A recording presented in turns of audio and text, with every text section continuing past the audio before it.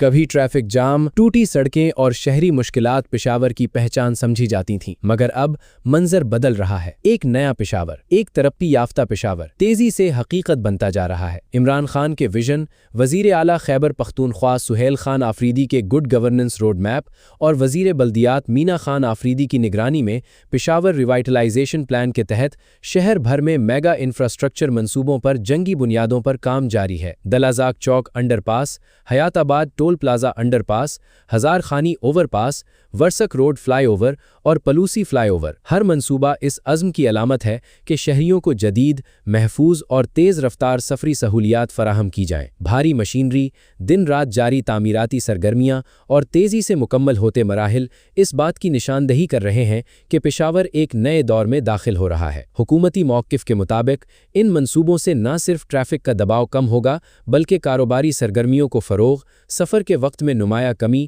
اور شہری زندگی کے معیار میں بہتری بھی آئے گی۔ یہ صرف پل، فلائی اوور اور انڈر پاس نہیں بلکہ ایک جدید، مربوط اور خوشحال پشاور کی بنیاد ہے۔ بدل رہا ہے پشاور اور اس تبدیلی کا سفر مسلسل جاری ہے۔